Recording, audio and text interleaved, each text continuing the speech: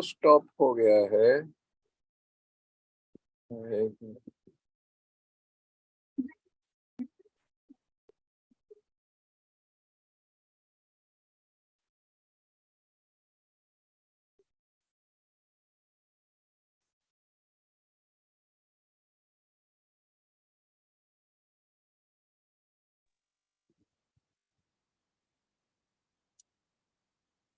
Hello.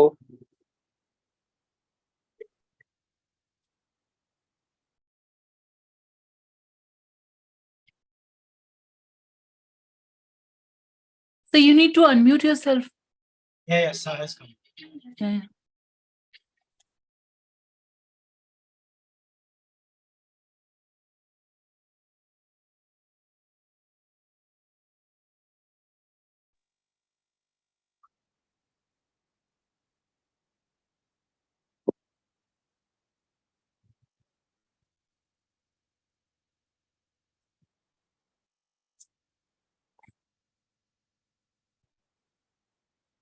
Can you see me now? Yes, sir. Yes, sir. Yes.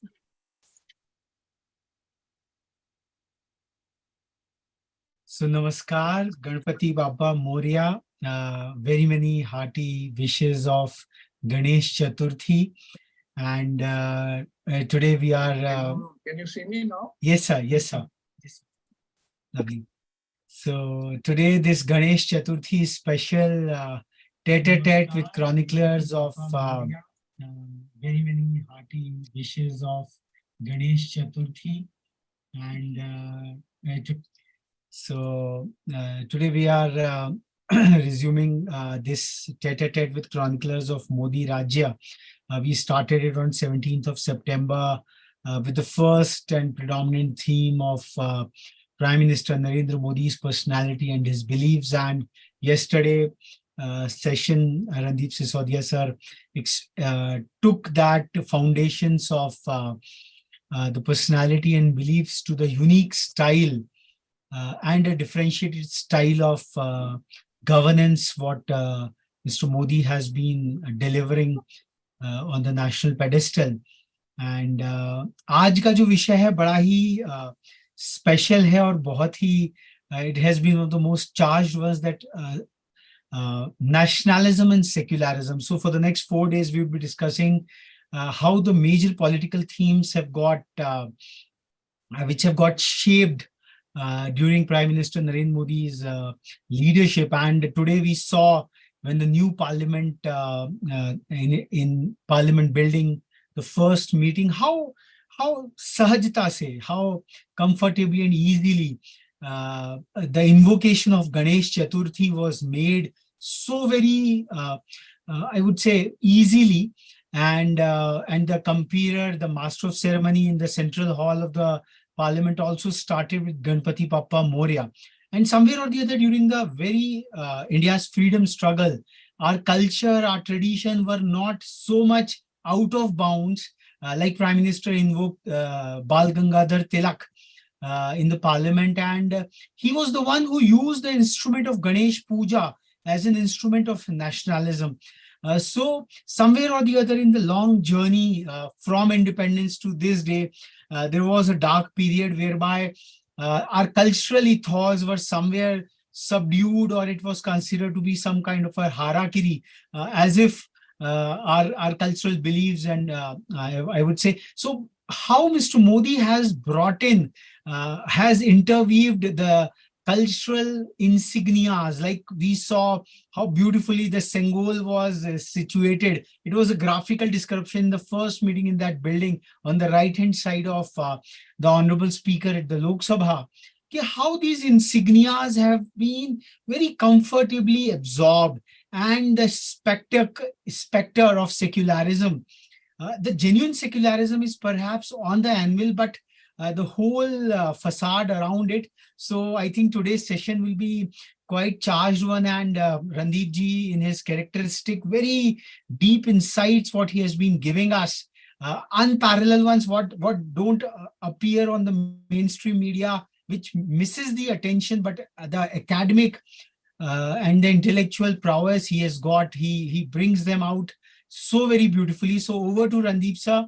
on this Ganesh Chaturthi special Tete-a-Tete, where we are trying to unravel the leadership nuggets, the nuggets of Modi Raja, which has made so many things in such a very short span of time and so spectacular. It was what a view when the images were coming today morning.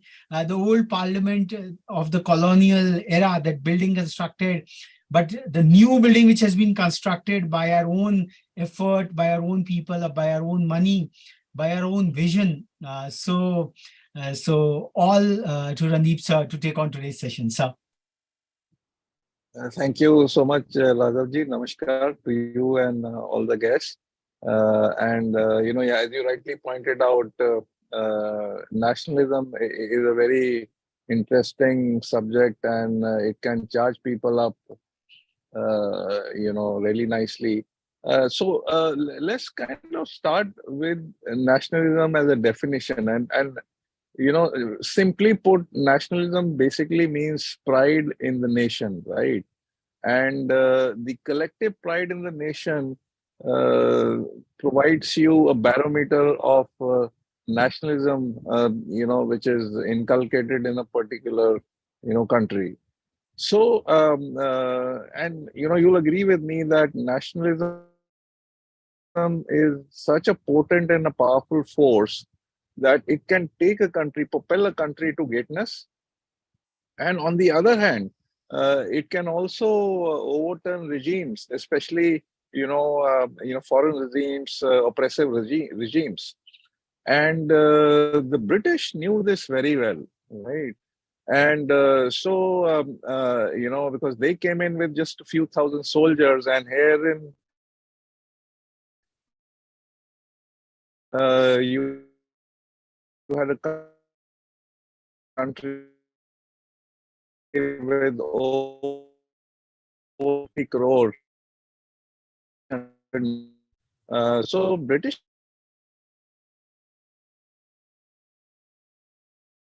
Is there some signal problem, Dr. Surbi? Sir said? Yeah, it looks like. Seems like, yeah. You'll be joined by him shortly, yeah.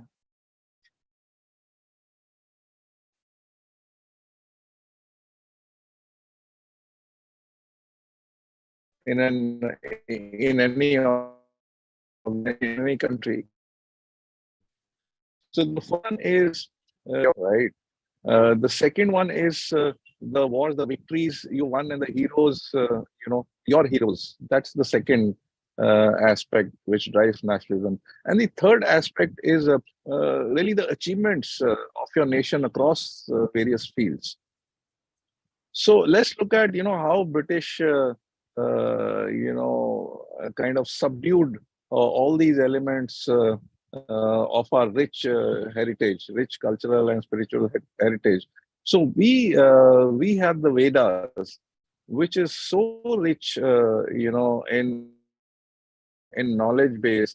It did not just provide spirituality to the whole world, but it's also a hugely scientific document, if I can call. It actually looks at the universe and the science which controls the universe, and the Advaita philosophy, which basically says that universe is nothing but a manifestation of the God. So it links everything, the sciences, the arts, all the aspects to God. And British realized that very well, and I think so. What they did was to suppress these, to paint them and brand them as mythology. So if you have your Ramayana, if you have your Mahabharata, yeah, they are great texts, but they are mythology, right? So our itihas was painted as mythology, so that created doubt in the minds of the people. That was one thing. And the second thing they did was they invoked they actually conjured up this illusion of Aryan invasion theory, which basically said that, okay, so whatever good things we had, I mean, for example, Vedas, that was actually thought through or written or created by the Aryans, who came in from the West, right? So it actually served two purposes. One, by saying that all the good things that were there earlier were actually brought in by the Western people.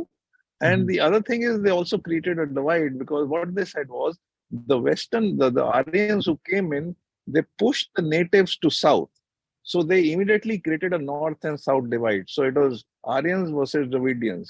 So they killed two birds with one stone, right? So one is they were able to appropriate whatever knowledge system that we had to themselves. Secondly, they suppressed a lot of that, and thirdly, they distorted also a lot of our scriptures, Mhm. you know. And actually, some of the scriptures or some of the documents or some of the texts which are highly controversial in nature, like for example, Manusmriti, they brought it to the fore. So Mhm. the Vedas were sidelined, and what came out on the fore was, controversial texts like Manusmriti, uh, and through that they painted us as castes. So Mhm. look here, you had this document, and so it is highly casteist, and hence your religion, whatever religion you had, was highly casteist. So basically, the overall picture they created was that you people had no culture, you people had no heritage, you only had divide and rule, you had a lot of fault lines, and it was the invaders, the Mughals and the Britishers, who came in, who taught you culture, who taught you to live, who taught you the universal ideals of liberty and freedom and all that. So that was one. So one is they created this defeatist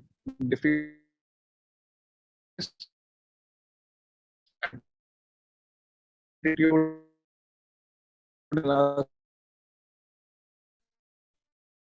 about Right. made Right. us feel about our own heroes. So the history was focus was always on our defeats. So the Mughals got a lot of prominence, and whichever battle they fought, they always ended up defeating us, right? So, for example, let's take the example of Maharana Pratap. Okay, the only battle that teaches about Maharana Pratap is the Right. Battle of Haldigati, right? Uh, in which it is claimed that in our books or our textbooks, should taught us that he lost the battle. But now there's a lot of debate in terms of whether he actually did lose battle or it was kind of an even, draw. Mhm. The fact remains that he survived. He got injured. Chetak, his horse, took him away, and he rose up to fight back the other day. And he created this army with the wheels. And what is not taught to us is that after that he fought several battles with Akbar, winning all of them. Mhm. And the most famous battle was Battle of Devar. I don't know if you've heard of it. In which the Mughal army of around 30-40,000 soldiers was uh, defeated, totally destroyed by Maharana Pratap. And in the end, he had actually won most of his territory of Mewar back, except for small area. So he actually died as an undefeated, unconquered, and a victorious king. So but all that was never talked to us. Mhm. So but the only one thing which was taught to us was the Battle of Haldigati, and he lost that. And then Akbar took over the Mewar constituency or territory, which is absolutely wrong. And similarly, I mean, I'm sure you heard of Sanjeev Sanyal. He's written a lot of books. So now we know there was a home dynasty in the northeast, which ruled for 600 years, which was never again taught to us. And then of course we had the Marathas, who literally ruled almost all over the country, the whole country for around 70, 80 years, after Chhatrapati Shivaji and his successors and defeated the Mughals. But that doesn't get any prominence in our history books. So the idea was to, also inculcate this this defeatist attitude in us that our people actually never won critical wars, or never, uh, they could never kind of, I mean, in the sense that the critical wars were all, I mean, they all got defeated by the more powerful, invaders. So that's the second one. And third thing is really around our achievements. And our achievements also, if you look at, they got usurped, or they were suppressed. For example, again, if you go back in the BC, 700 BC, you had Shushruta, who's supposed to be the father of surgery. We had mathematicians like Aryabhat.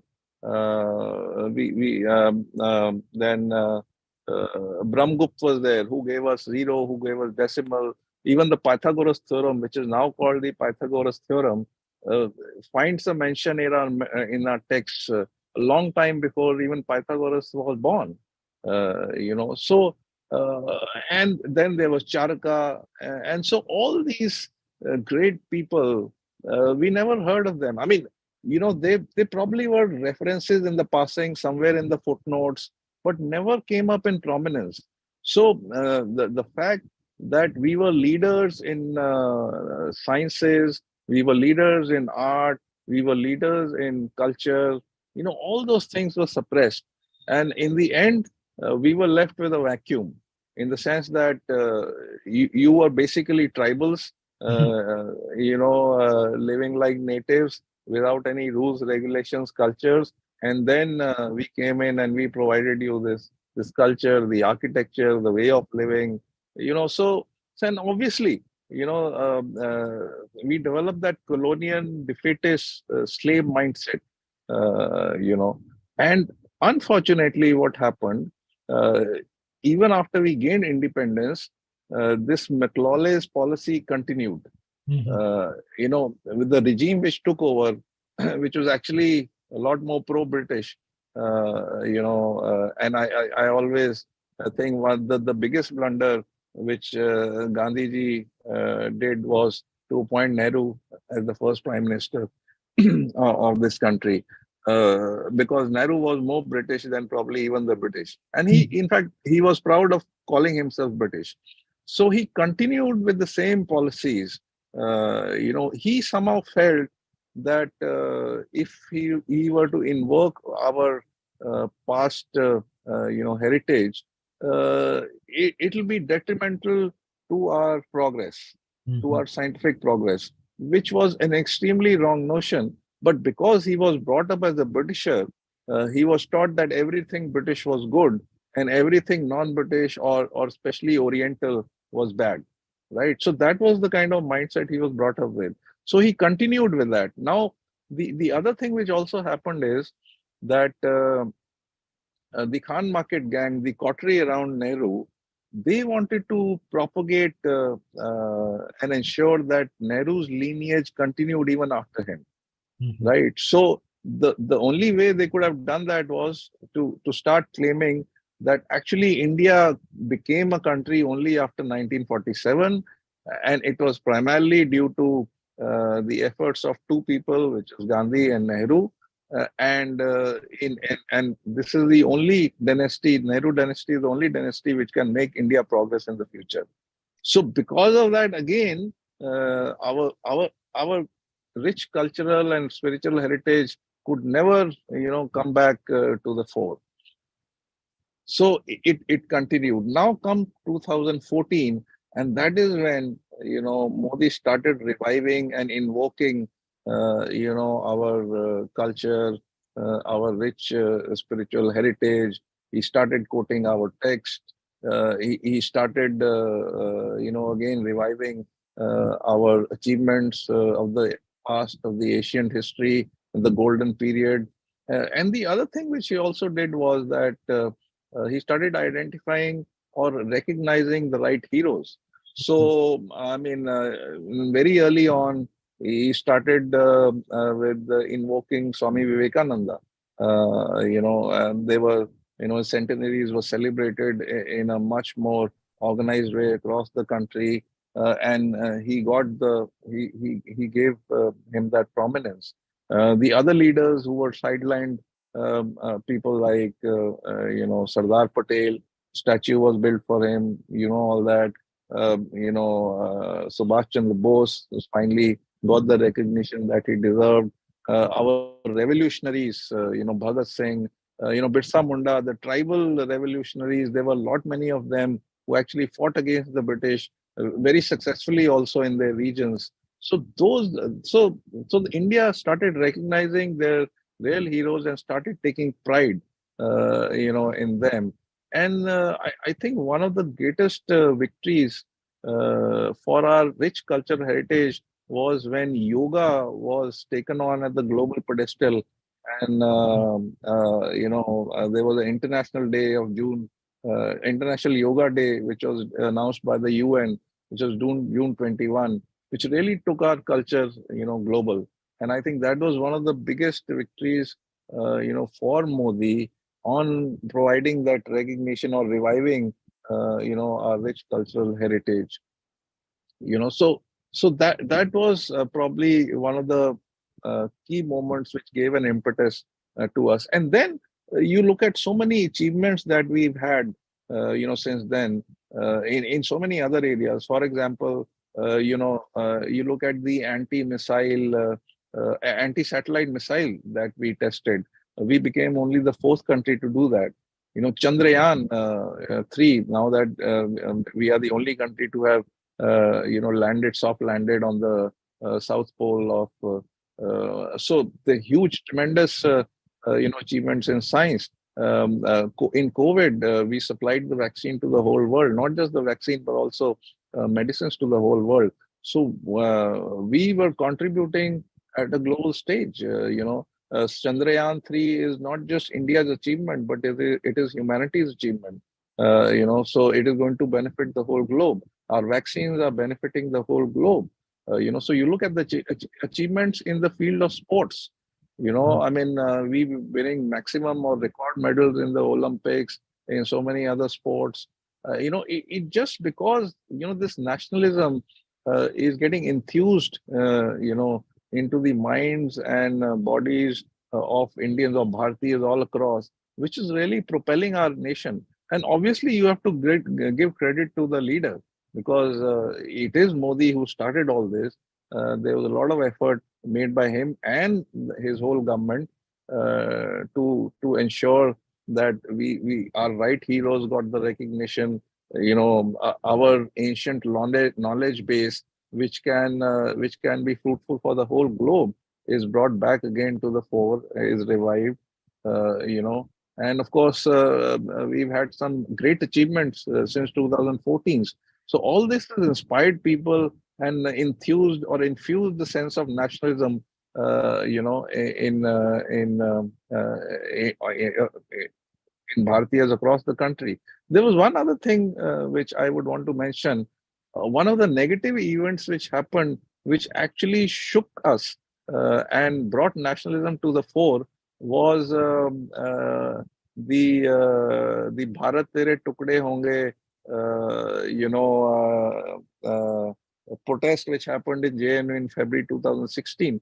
That really shook the whole nation, in the sense that it was being broadcasted for the first time live, and people really woke up. And I mean, how could people say this, in a sovereign, independent country? How can people talk about dividing the company, breaking the country, so openly?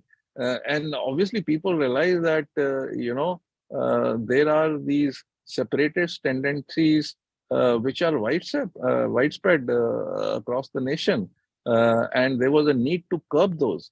So as a reaction came in this fervor for nationalism. In fact, it was only after that a lot of TV channels started calling themselves up as nationalist channels. So and a lot of anchors started calling themselves also as nationalists. I don't want to name them, but we all know who all were those. So So that that episode perhaps exposed the undercurrents which were going on for all these decades, yeah, undetected. and undetected. And then what happened is the Modi Sarkar, Modi government. So I will give credit to even the government before them in terms of curbing Naxalism. Mhm. But what Modi government did, which other governments did not do, was to actually break the people who provided in the intellectual support. Mhm. So there were these urban nexus, you would have heard the term, who always would get scot-free. In fact, they were recognized by earlier governments. They were actually, some of them were even in the NSC.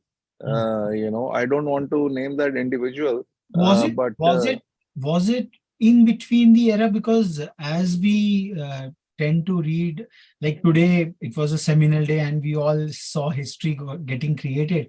The founding fathers of our freedom struggle and the constitution and the high ideals out there, they might be having some structural issues. So, did these anti-national or tendencies got crept over the decades, or was it right from the inception of our independence? Matlab. no, I think if you look at it's to do with the Naxalism. If you see, it really started somewhere in 1960s, right, Mhm. with the rise of the left. So uh, I mean, really, at the time of independence, all these impulses were there, but I think they were subdued. Because really, the freedom movement was being driven by. Really, it wasn't really Congress, but the political movement was really being driven by Mahatma Gandhi. If Mhm. you ask me, because before Gandhi and after Gandhi, if you look at, Congress really was as good as redundant. Mhm. After Gandhi also, Congress was never the same. It was Nehru's Congress, and then it was Indira's Congress, and then so on and so forth. So I think that was taking prominence. But I think after independence, these other impulses also started. I mean, even they got the freedom, and so they started exploring, and they started spreading out, and the leftist, extreme left philosophies, they started getting nurtured, and the fact that India was an extremely poor country, there were inequalities, which helped, leftist ideology to prosper. And, obviously there were a lot of injustices also. So I think it is over a period of time, it grew naturally. Uh, but really, I think the harm which the UPA governments did was they actually institutionalized those impulses in the administrative mechanisms, wherein these people were recognized, Mhm. under the veil of freedom of speech. A lot of these things were being tolerated, again for vote bank politics, and to keep the left happy, because it was probably a quid pro quo between Congress and left. So the Congress was getting a lot of support from the left in terms of prospering their ideology and keeping the nationalist forces down. But then so they had to also give them leeway in terms of helping them to give vent to their separatist impulses. So I think that was that, and yeah, it was unfortunate for the nation. But Mhm. now all that is getting curbed. So there are these urban Naxals who are behind bars. The cases are going on for for quite few of them. These are the people who provided the intellectual support, which is extremely important, which is fuel for these Naxalites. So while Naxalism, physically has been curbed, it is now restricted to very few areas. But what Modi government also did was to hit the source, which is their intellectual fuel from where they were getting. So and there are a lot of NGOs we know which the Modi government has banned, which are also fueling these separatist tendencies. So yes. Okay. And this very morning we all saw that So global furor which Justin Trudeau he tries to yeah, kind of, so that was the kind of a wokeism which got institutionalized, you said, in those 10 horrendous years. And perhaps when a rising India, when an unapologetic country, an unapologetic leader who is anchored into his cultural or civilizational heritage. So I think these tendencies started coming up like the yeah, Sagar Manthan. yeah. So So on that, I would say, so just like I said, once these undercurrents of separatist forces came up, there was a counter reaction of nationalism. Similarly, I personally feel whatever Justin Trudeau has done, there'll be counter reaction in the sense that people will come behind Modi. Many more people will come behind Modi. Many more Indians or Bharatiyas will come behind Modi to support him on this. So what Justin Trudeau is doing, I think it is beyond wokeism. It is primarily something very brass tack, which is vote bank politics. He is doing this for his survival. He needs, those elements in his alliance. So it is just to basically placate them. But I don't think so. He is realizing that in the long term, he is going to, it is going to have it's going to have an adverse impact on Canada only. I don't think so. It is going to have any adverse impact on India, other than the fact that people are going to come behind Modi even more strongly. So, it is only going to help Modi because we know that this government will provide an equal and opposite reaction. Unlike the governments in the past, when we had a Mumbai attack, and the maximum thing that we did was do Kadi Ninda. So now that will not happen. Now there'll be a tit for tat, and so Trudeau will get it back, and we are all going to love that.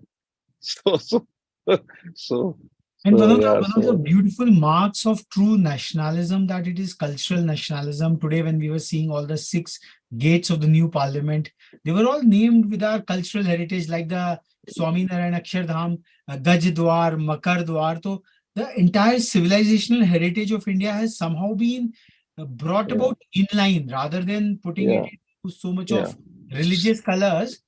Inline marketing, the way we yeah. have. Yeah.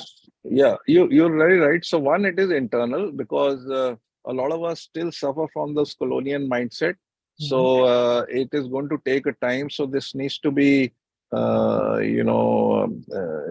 continuously, this impulse needs to be continuously fed into us, and we need to be continuously reminded of our great past. And there is so much. So you can't do it one time at a go.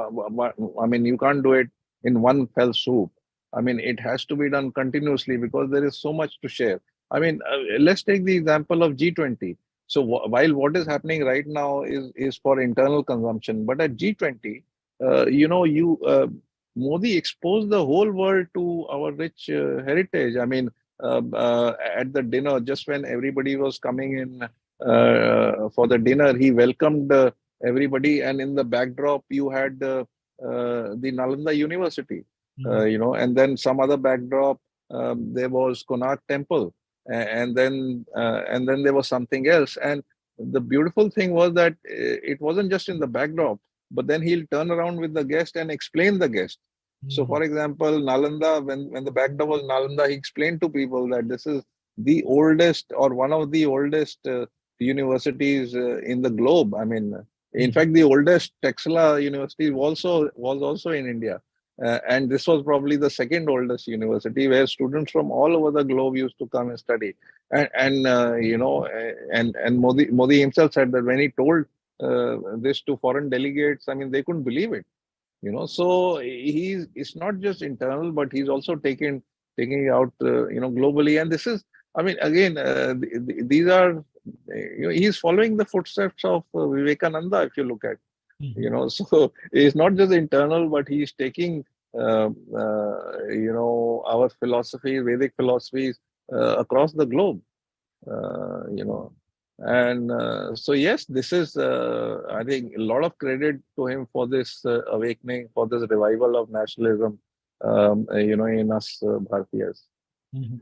So nationalism is one part of it all that Modi ji has, I would say, invoked the true nationalism, true pride, and the eclipsing which happened over this 7 decades of some mascots were risen and some were subdued because Right. they were perhaps like history belongs to the victor, so they subdued their role somewhere or the other.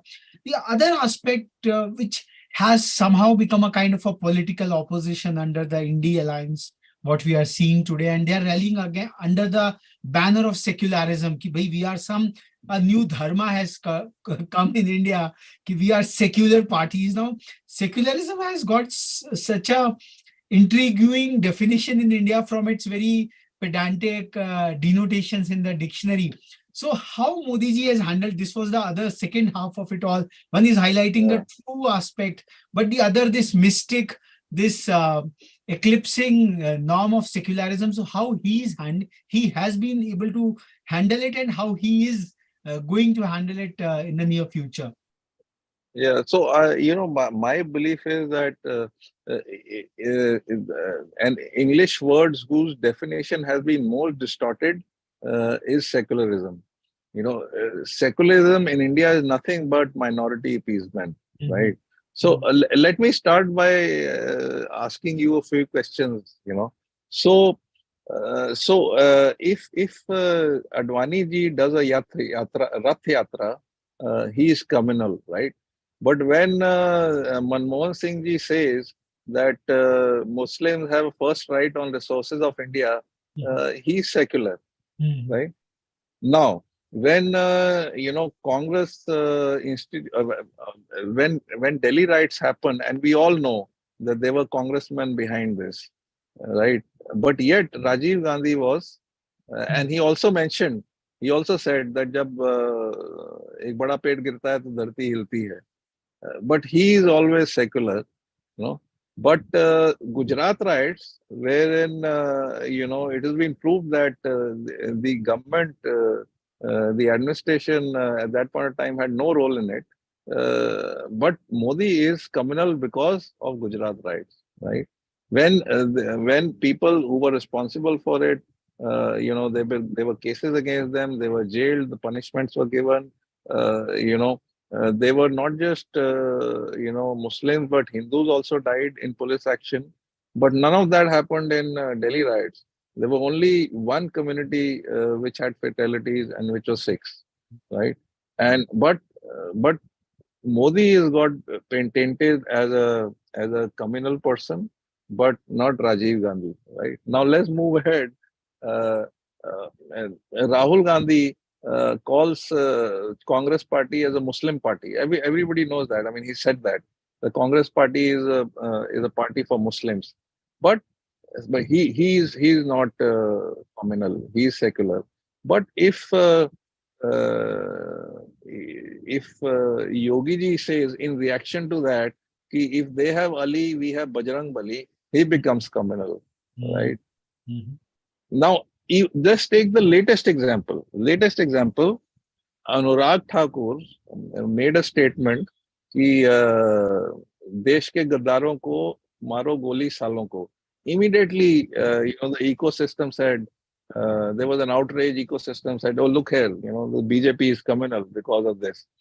But today, we have a Congress MLA, but yet there's no word, and there's pinned up silence from the ecosystem. And nobody is saying that Congress is communal. So the point is, again going back to those illusions or those myths which were created by the Khan market gang, that the sole custodian of secularism is Nehru and Nehru Gandhi dynasty, right? And the beauty of the thing is, who defines what is secularism? Nobody defines it, because you will not find it. The definition you won't find in the constitution. Neither it is there in our books of law. Mhm. So this family only will define what secularism is, and the meaning changes depending on their political needs. Mhm. So over a period of time, but it is very clear, secularism is nothing but minority appeasement. So if you ask me, this is the punchline. The bottom line is this: that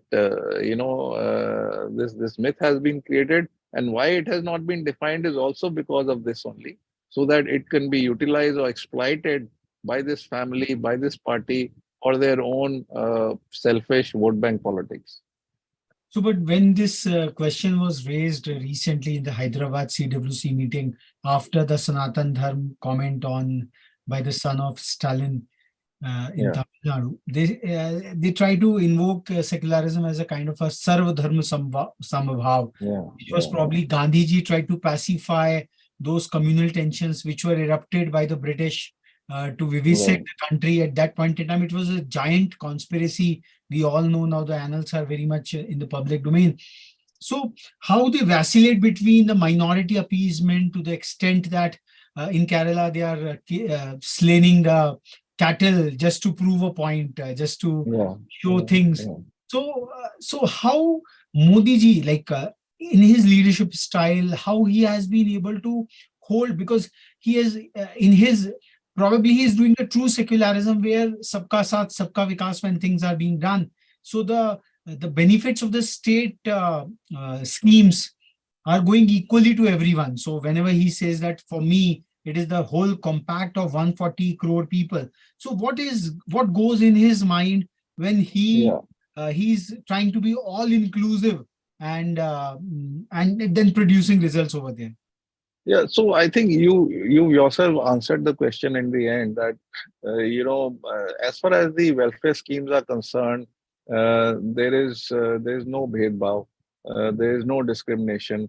In fact, there are reports that suggest that Muslims have been benefiting more than I mean, more in proportion to their percentage of population. So nobody has been able to raise a finger on that, right? Mhm. There's been no discrimination as far as the welfare schemes are concerned. Modi at every forum talks about sabka saath, sabka vikas. Uh,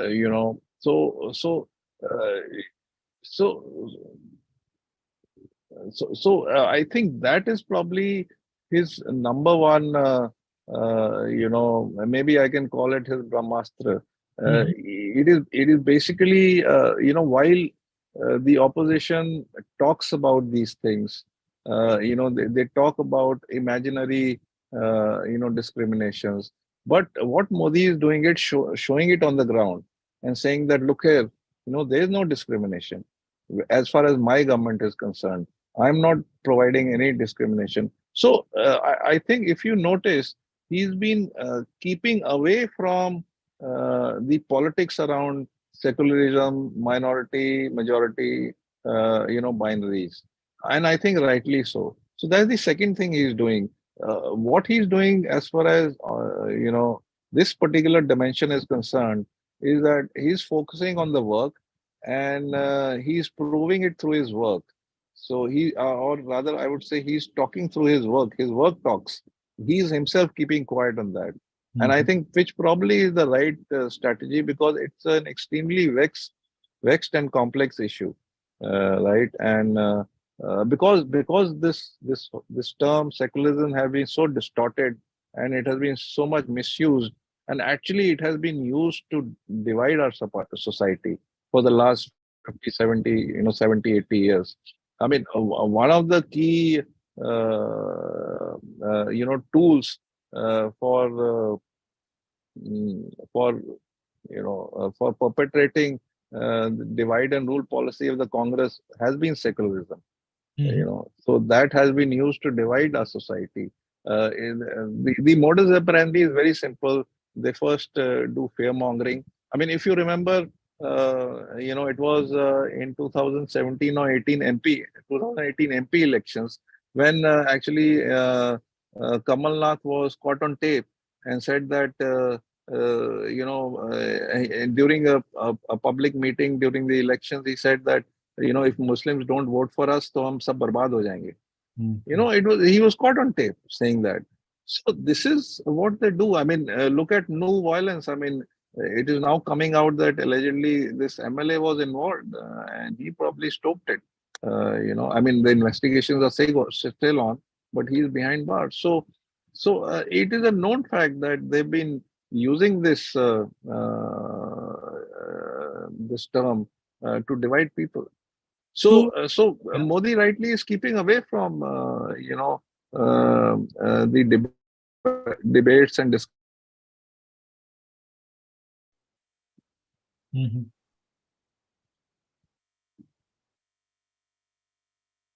I think we have lost him for a moment. Yeah.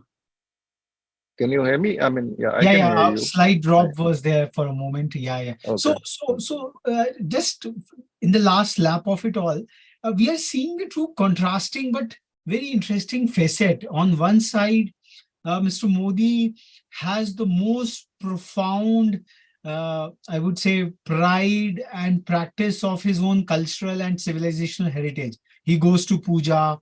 He undertakes all the rituals associated out there. The true nationalism, as we can say, the way Ganesh Puja, Ganesh Chaturthi was used as a motive, and at the same time, he's also showing the true essence of secularism, the true secularism that the state would not discriminate. So, how would you like to comment on this? Are these complementary virtues in place, or they have been shown as contradictory somewhere or the other? If you have to choose a motive, choose the least controversial one. But in that process, we started losing our civilizational heritage. Yeah. But what?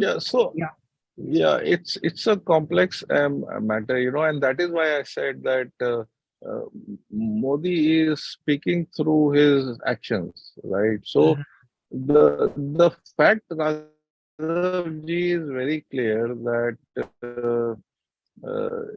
our ancient heritage is really our Vedic philosophy, right?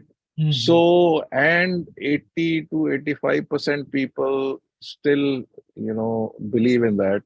And not just 80, 85, but even, if you look at Sikhism or Jainism or Buddhism, all of them, they are offshoots of the same philosophy. Our philosophies are very, very similar. So we have a common heritage. And even the other religions whom we have embraced,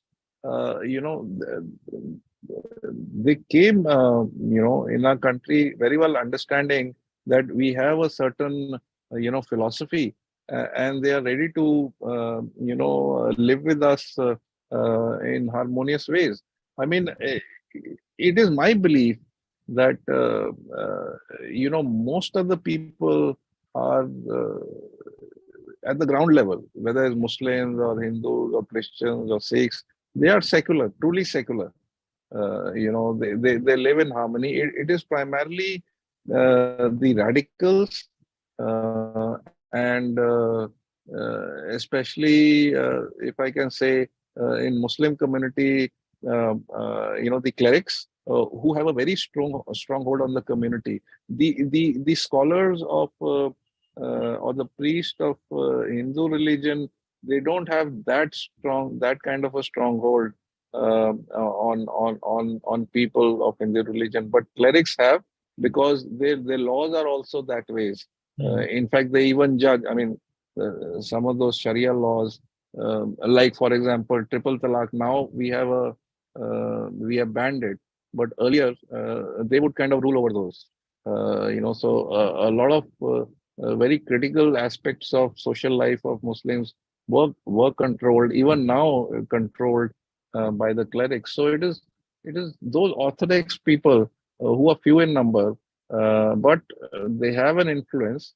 Those are people who need to be reined in, I believe, and they are there on all sides. But like I said, in other faiths, they don't have such kind of a stronghold on people. So I think, and the kind of miscommunication which has happened over the past so many decades, we are still fighting amongst ourselves as to who the real heroes are. So while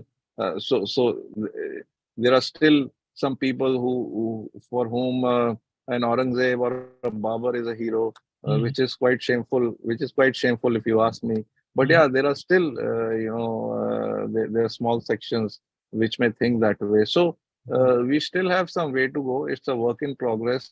These fault lines will not go away so easily.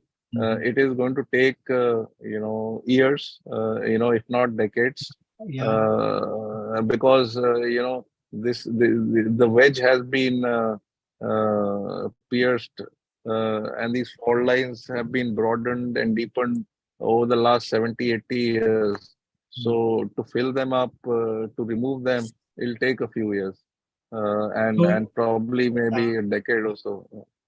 Lovely, lovely, lovely. A very nice enunciation. And in this light, what we can, what emerges out is the true fabric of secularism, the true fabric of inclusivity remains the hallmark of the governance of Mr. Narendra Modi. But at the same time, that secularism doesn't compromise with the civilizational ethos of Bharat, which are the way he just put up the name Bharat, which has got such a deep meaning, showing light to the word, and India, that is Bharat. People in their false notion of secularism forgot that it is the Article 1 of the Constitution, and you're free to use both the terms interchangeably.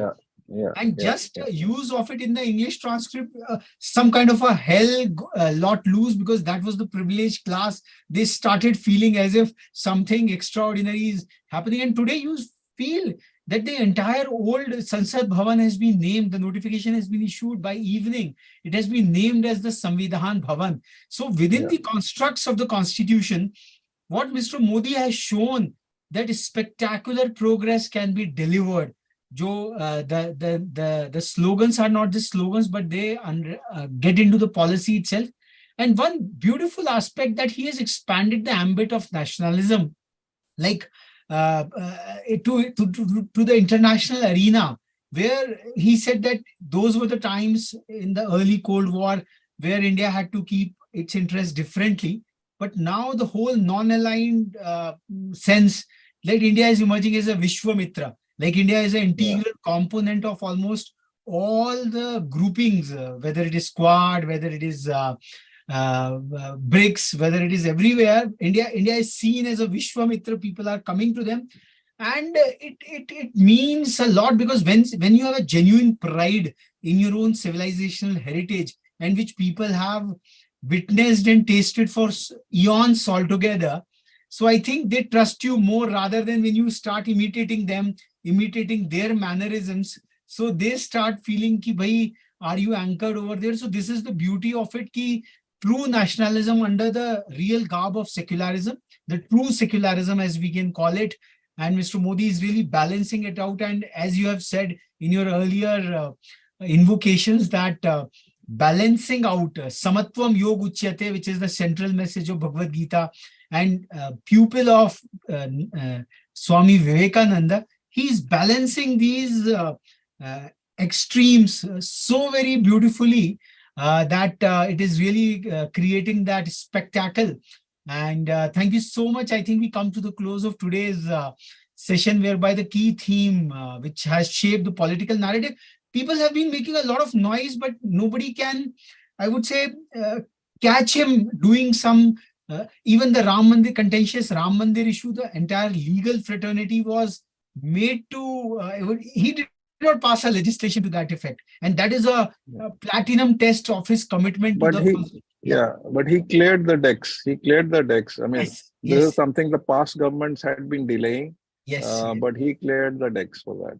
But So, then there lot was of one credit. school of thought which said, oh, the government can bring about a legislation, but that would have gone against the constitutionalism under the ambit he is working. So he somewhere the restrained leadership which he has shown, ki bhai, clearing it off, he knows where to give the onus, where to put the, I would say, the responsibility out there. I think in the further sessions tomorrow, we will be having on Modinomics, quite an interesting part as to how the 5 trillion economy becoming the 5th largest economy, the vision which he has given today, the vision of a developed India.